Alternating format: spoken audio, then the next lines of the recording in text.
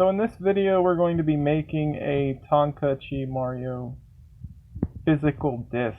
You're going to need a couple things. You're going to need a Famicom Disk Stick, a blank Famicom disc, and a copy of Super Mario Brothers. You're also going to need a Famicom and, well, of course, the disk system itself if you're going to actually play the cartridge.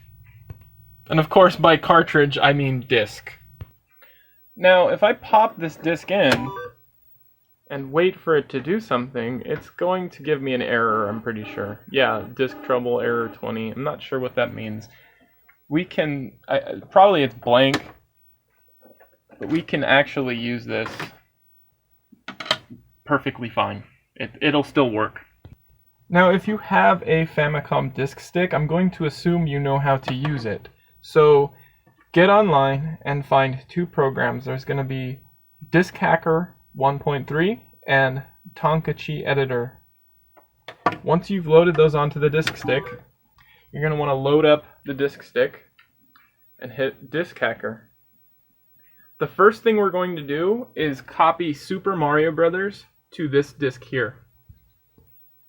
Disk Hacker is loading up, and once you get this screen, you're going to want to unplug the disk stick from the RAM adapter, plug it into the Famicom, and then insert Super Mario Brothers.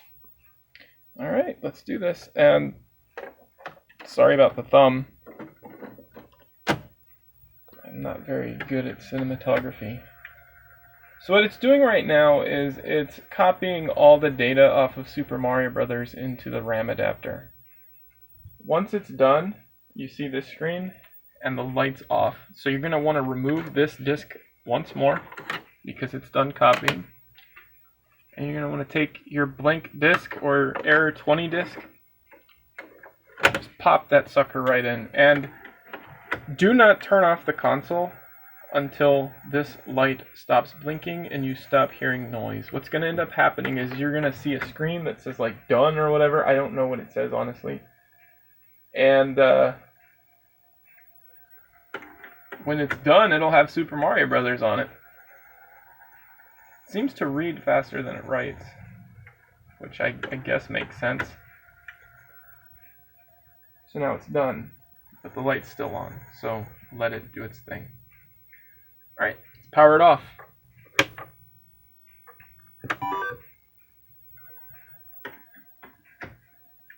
If Super Mario Brothers shows up, then we're already halfway done.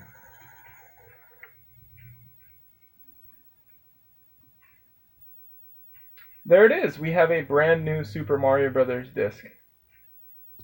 What you're going to want to do now is take your Super Mario Brothers master copy and put this far, far away from wherever you're working so you don't accidentally overwrite your main copy of Super Mario Brothers.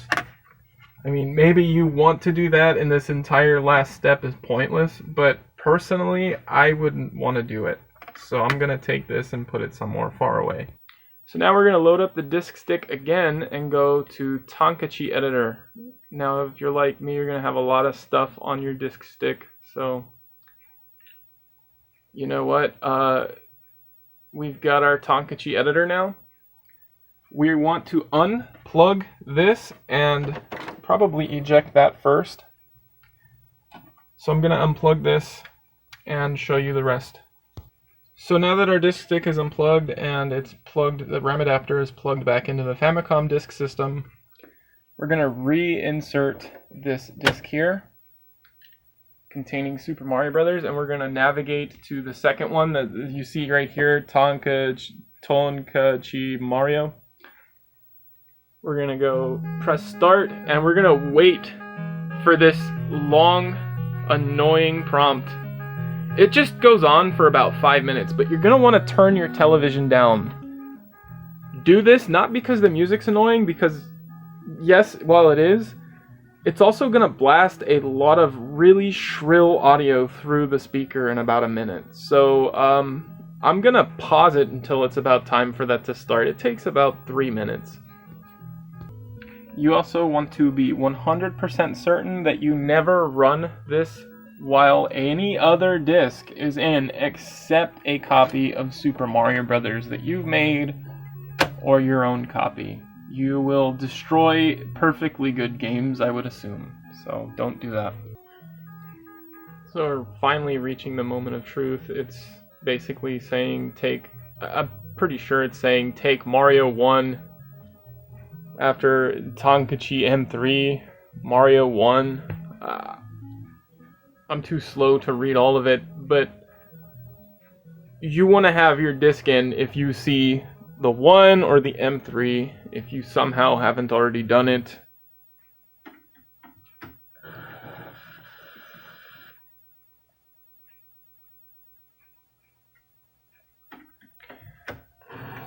Now, the Famicom will say end before the disk system does once again. So you want to be 100% certain that that LED on the disk system is off before you turn off the power. But now that we've done this, we should have a working copy of Tonkachi Mario on a disk. So I'm just going to turn off the power and turn it back on.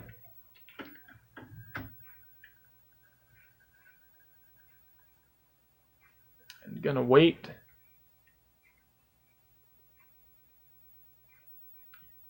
Press start.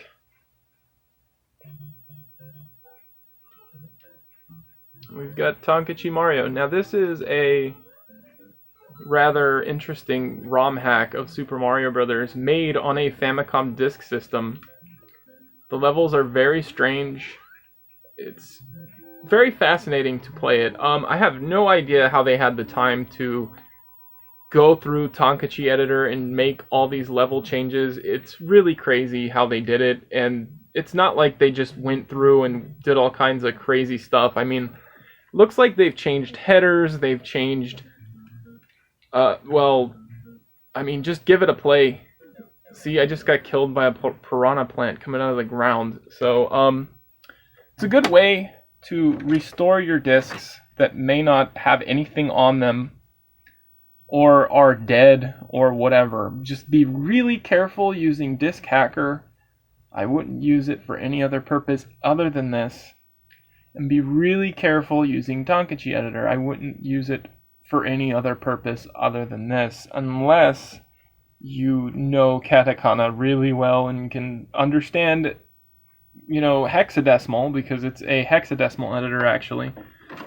I'm not good at either, so this is the only use it's ever going to get out of me, and it's a pretty good use. I got a brand new game here, and you don't even need a modded Famicom for this to work. Now, I have a later model Famicom Disk System, so technically disk copying should not work.